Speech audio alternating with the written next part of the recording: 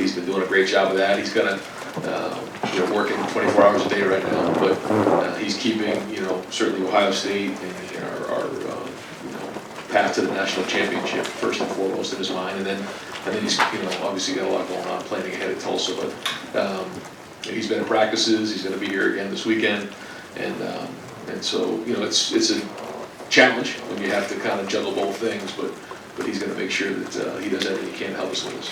It's kind of widely out there that Keenan would be the guy that you're looking to replace that.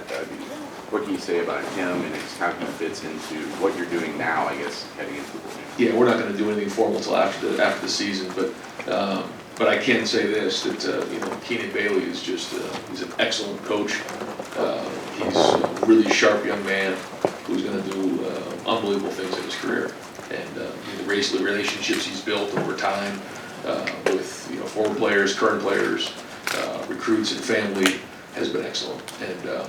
And Keenan's turned down a lot of opportunities to go other places over the last couple of years, and he's stayed here and been a huge help. So he's got a very bright future ahead of him. Fourth row left, Jacob Bench, the Lantern. Yeah, hey Ryan, we talked with you last week and you mentioned how just with your team now in the CFB, it's like a second chance on the season, and curious now with a week for it to set in and to be around the team, just how much more real has that realization become in your preparation to play Georgia? Yeah, inside of 3 weeks now. We talked about it going into that final weekend, and then coming out of it, just a refocus. And I think our practices have been spirited so far. I think the guys have really had good urgency about them.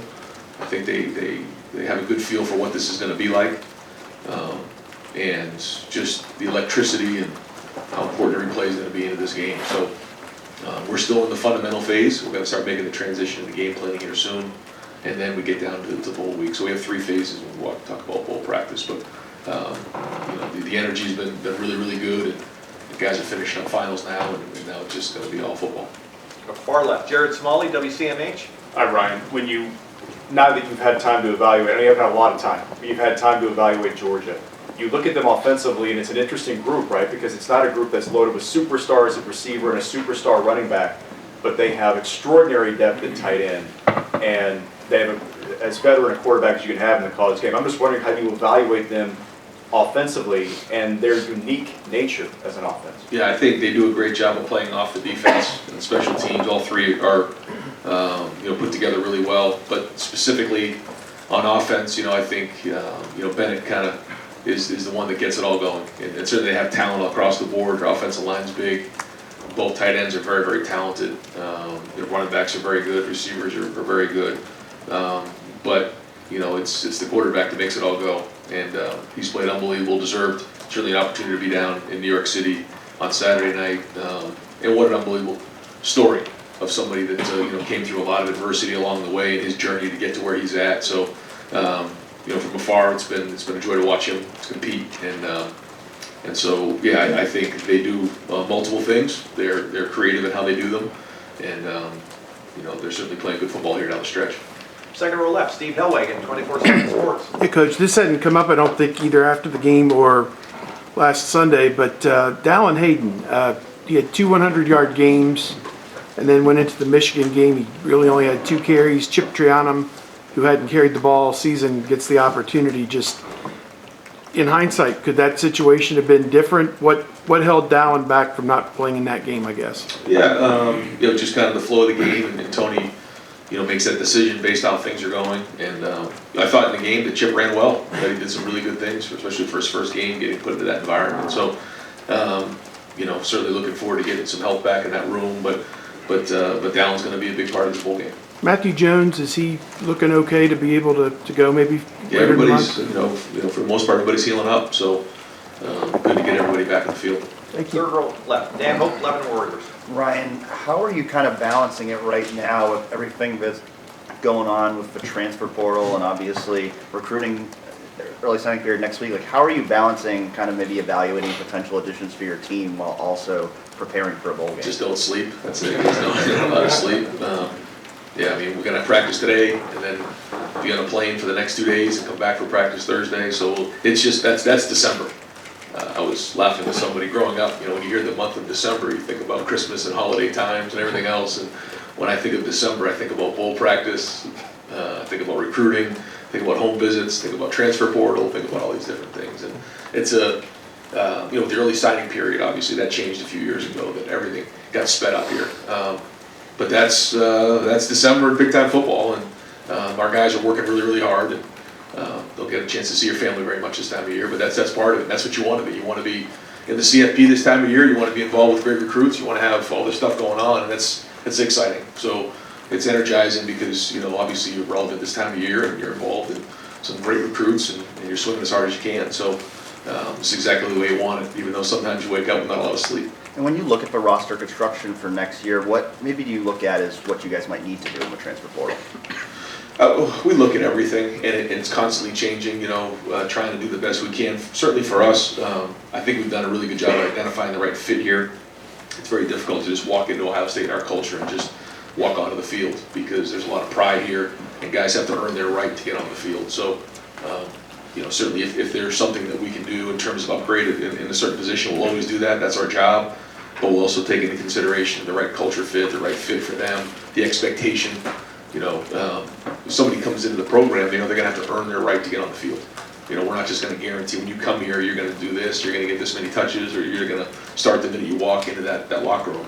I don't know how folks do that, and then look at the players currently on the roster and say, I just guaranteed someone to come in and be a starter. And so we take all those things into consideration. But as you know, we have added guys, and I think we've done a really good job of being thoughtful in those areas. But certainly the transfer portal has gotten bigger and bigger and bigger. It's become like free agency, so it's something that we're going to be a part of. Front row, Bill Rabinowitz, Columbus Dispatch.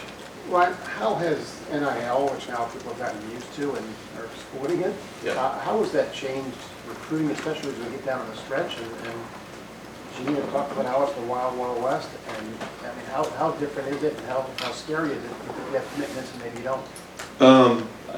It's become, I think it was never part of the conversation. That it became part of the conversation, and it's trending towards being the conversation for a lot of folks. So as time has gone on, it's become more and more of a priority for folks, and so navigating those times and adapting is important. And you guys put out a statement last week encouraging people to donate. How much of an issue is it for you guys right now?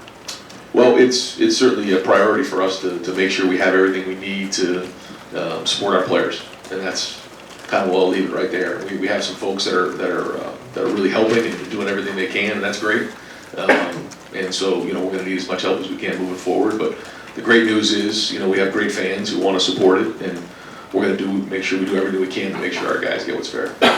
Right next door, Dave Biddle, 24/7 Sports. Yeah, speaking of one extra thing you have to deal with, I was also going to ask about NIL. How frustrated are you, and what would you like to say maybe to the fans and businesses and just boosters? Just how frustrated are you compared to maybe some of the other schools out there and what they're doing? Well, I just, we're going to need all the help we can get, but that's kind of the way it is across the country right now. And the great news is we're positioned really, really well in Columbus and with our fan base to do just that. And our team has done very, very well here on campus and over the last year. They've done great. So we're going to keep building towards that and just make sure that everyone knows that this is real. We're here, and yeah, certainly going to need their support. One football question: what's the mental state of the team right now? Do you feel like we got our second chance and everybody's mentally locked in? I think the biggest thing I notice is that this time of year, usually you're taking a big exhale, and you're kind of catching your breath for finals. I just feel a bit of urgency when we walk on the field. I just feel a little bit of a different look in their eye. Like when we're on the field, we're out there to work. Front row right, Austin Ward, Rivals. Brian, how much hope had you actually held out that Jackson might be able to get back in time for the playoff? I know it's been this way for a while. Yeah, it was frustrating for him mostly. I mean, nobody was more frustrated than Jackson. Nobody wanted to play more than Jackson. I know that. But yeah, it was tough this year not having him. We had a lot of the offense kind of designed around him, and then had to adapt as time went on, and hope we'd get him back. But it never quite got to where he was comfortable playing, and then certainly got him reevaluated there the last month, and just got determined that he wasn't going to be able to make sense for him to go back on the field. Just too much risk there, and it was hard for him.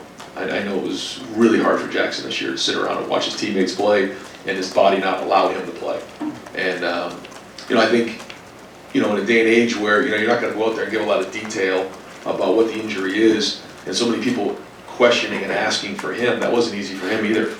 And I think, we knew that it wasn't going to be able to play this next month. It was, kind of ruled out by the doctors, and so they made the decision. Just felt like it was time to kind of put it to bed so that he can get a little peace, because it was hard for him this season. I know this sounds crazy because of how good he is, but is there any part that's beneficial to you, like, okay, this is the final decision, he's not coming back, they have a month to prepare, but I know you played all season without him. Right.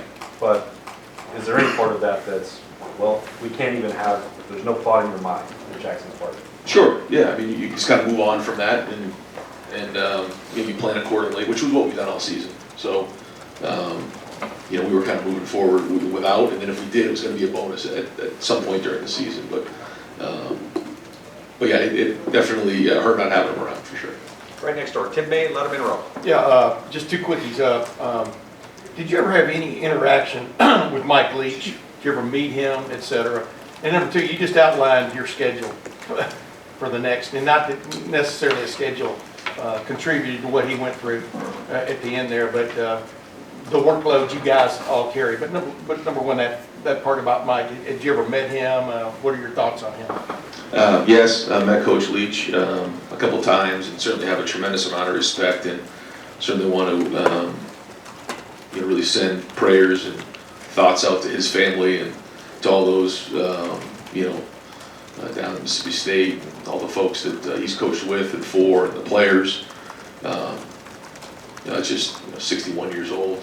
It's just it really makes you take a deep breath, like you said, and think about life in general, because life can move fast, and there's certainly a lot comes with this profession, but to lose him that young, it's a tragedy. And the one thing, I guess, I didn't know him as well as others, is it looked like, he enjoyed his time.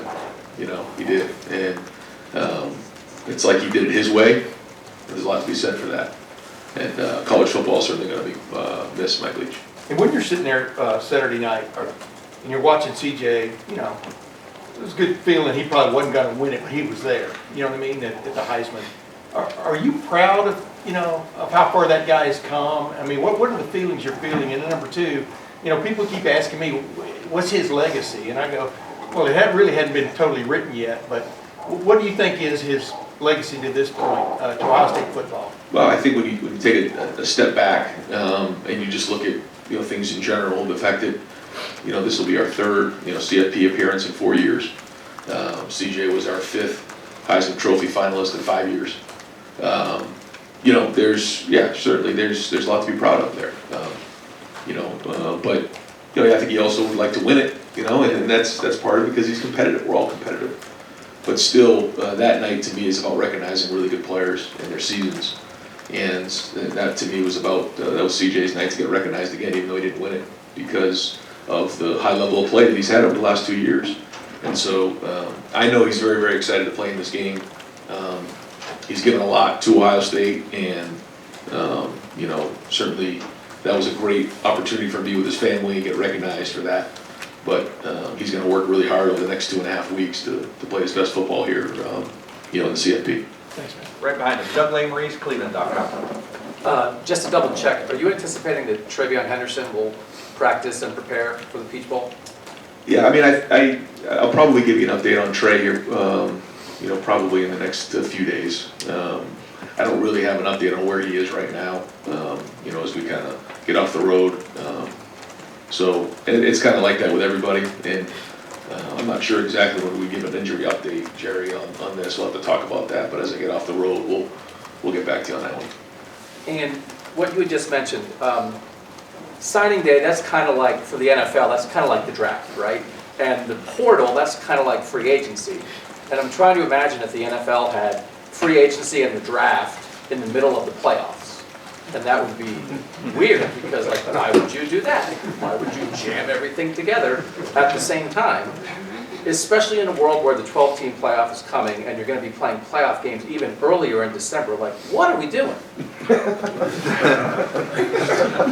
I can tell you I've asked myself that question a few times over the last couple of weeks.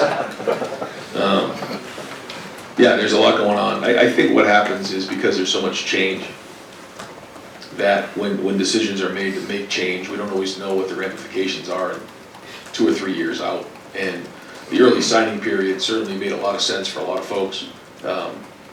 It certainly saves a lot of energy and time in January, but it makes for a hectic December. Then with the portal opening up, it certainly made it even more hectic. So, as time changes and things change and we try to adapt the best we can, sometimes we don't always know what the ramifications are of decisions until we get a couple years out. And all these happening at once has certainly made December crazy. Just in general, do you think it would be beneficial for college football for the teams that are still trying to finish a season to be able to focus on that season and then deal with the next season roster management when the first season is done? Ideally, yes. I just don't know, again, what that all means. If you make that shift, how does that change, other things? But yes, in a perfect world, you'd like to be with your team this time of year for sure. But that's not the way it is, and so those are the rules, and we'll just make it work. Right behind him, Cameron Teague Robinson, The Athletic. Ryan, you guys have played a good crop of tight ends at times this year. Yep. Georgia's tight ends are probably the best you guys will play. What about them stands out that makes them so special? Well, Bowers is can do so many things. He's very versatile, and Darnell's really just a massive human being who can just overwhelm you with his size and athleticism. So I think the first thing is their versatility. Second is for their physicality. And anytime you can do multiple things as a receiver, running back, or as a tight end, then you can create mismatches. And I think they both do that. Second row right, Bill Landis, Rivals. Right, I want to follow up on Dallin, because when we ask you about him, you talk a lot about ball security. Is that something that is an issue in practice when we don't get to see it? Because it hasn't really come up in games, so I'm just kind of wondering how that might impact things. It just seems odd that he had played so well and then wasn't part of the plan on a day where you're missing one of your top guys and the other guy could finish the game. Yeah, no, the ball security is just something we talk about all the time as running backs. It's just the number one thing is when you hand the ball off, they got to do a great job with that. So no, that didn't play into the decision at all. How, I guess, he's a young guy who had played well the previous 2 weeks. How did he take probably not being as part of the plan as I'm sure we thought he would be, given what your running back situation was going in? Yeah, it just kind of the way the game went, it just got a little, down the stretch, a little more protection. And so, let Tony handle that part of it. But Dallin wants to play, and he's going to continue to play. Right behind him, Tony Gerben, Buckeye Huddle. Ryan, we've heard rumors around the country of this recruit getting this much, that recruit getting that much. You were just talking about how it's become the conversation. What does the NCAA do? Like, where is the NCAA in all of this? Well, that's a deep question that I'm not going to jump into right now. But I will say there are times where you ask that question, what are we doing? Yeah. I'll just leave it at that right now. Got time for just a few more, folks. Front row, Joey Kaufman, Columbus Dispatch. Ryan, with this game and the location of the game, it's not a typical neutral site game because it's an hour and a half from Georgia's campus. What are you expecting as far as the crowd and contingencies, as far as maybe having the silent counts, things like that? Just how do you see that being a factor in the game? Well, just it's going to be an electric atmosphere, and we'll be ready for anything. And that it's a great venue for a game, and certainly I know it's going to be loud there. So I know Ohio State's going to travel very, very well, but we'll also be ready for a loud environment and just make sure we have all the tools ready if we need them. Second row left, Stephen Means, Cleveland.com. No, there's a way this doesn't come off accusatory, so I have to go for it. Whether it was Jackson, how he came back, immediately got hurt, and he's right back out, and you're kind of waiting on that. And Travion and mine, it felt like every other week it was kind of musical chairs of which one was available. And even Travion came out and kind of revealed a little bit of what his injury was. Has there been any discussion on injuries happen, but in evaluating how they were handled in terms of whether players should be able to be available for games or not on a week-by-week basis when it feels like a guy like Trey who was playing 1 week and then a week later he's back in the boot and vice versa. Yeah, I mean, that's why we have our professionals, and that's why we have doctors, and it's above my pay grade. So, I kind of stay out of those conversations, and, I mean, and there's different things that, in the game of football, you can be hurt and bruised and bumped and you work through, and there's other just injuries that you physically, can't work through. And so, that's part of football, and that's the frustrating part of football. But I certainly let all those decisions go to the doctors, and I stick with coaching football. Fourth row middle, Andy Anders, Buckeye Sports Bulletin. Yes, Georgia has one of the best defenders in the country, defensive tackle Jalen Carter. As a play caller, when you're scheming this up, obviously without giving too much of the game plan away, how do you to what extent does it impact your play calling to face a defensive tackle with that sort of presence? Well, he's very explosive, very disruptive. He's in the backfield a lot, so you got to know exactly where he is all the time. Plays really, really hard, plays with good leverage. Like you said, one of the best tackles in the country, one of the best football players in the country. You can see it, he's very, very productive. So it'll be a big challenge for our guys up front, and we'll have to know exactly where he is. And final two questions, our final three questions. Spencer, you got one? Spencer Holbrook, Letterman Row. Yeah, I'm kind of going off of that. When you're trying to get Matthew Jones healthy and you've got experience with Luke, your tackles aren't solid as anybody in the country would. How important is it going to be for you guys to make sure that guard center guard is as on their A game as possible in this game against the front like Georgia? Yeah, I mean, certainly you have to drill it, you have to work it all month, you have to talk about it, you have to give them a plan, and that'll be a big part of the game for sure. Is winning the game up front like it always is, but certainly in the interior it's going to be even more amplified. Clay Hall, WSYX. Coach, you said a few months ago, let's cut to the chase here on NIL, it would take $13 million to maintain the roster. Where is the Ohio State kitty right now? How far or how close to that figure? Right, and I think that's the thing that we're working towards, but it's here. It's not, and like you said about the NCAA right now, it's not going anywhere. So, embracing it, moving forward, and having all those things working towards exactly that is where we all have to be and where we're going. And so, I don't know exactly where we're at with all that right now, but that's the goal. I mean, that has to be it. And we're all in. And again, we got to do everything we can to fight for our players to make sure they have what they need, and we got to be on the forefront of that. So that's important. And our players need to know that we're fighting for them. We are. And the same thing with recruits. And final question, Jeremy Birmingham, Rivals. Ryan, with all of these fundamental changes happening around the game and priorities changing for recruits and their families and transfer portal and all the tampering and everything else that's going on, at what point do you have to consider if you need to make fundamental wholesale changes to your approach, whether in the transfer portal or on the recruiting trail? How tough is it to sort of balance what you think is right versus what you see happening? I think you figure out, okay, first off, is it an upgrade, on the field, and then there's the culture part of it. And so you just, you kind of look at your roster and figure out what needs to be done. If you feel like you're healthy in one spot, whether with talent, with culture, then you don't need to make a change just to make a change. But if there's a hole in a certain area, you got to get it fixed. And how do you do that? Do you get it fixed through high school recruits, or you get it fixed through the portal? And so those are really the two things you try to identify. Do you have enough talent there physically, and then where's the culture and where's the fit?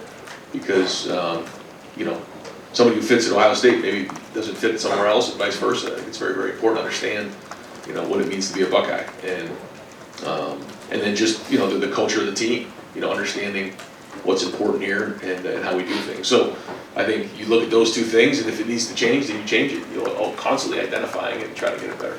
But do you feel that there is a line in the sand at some point where you have to say, as a program, okay, we've tried to do it the right way, and now to keep up, this has to happen?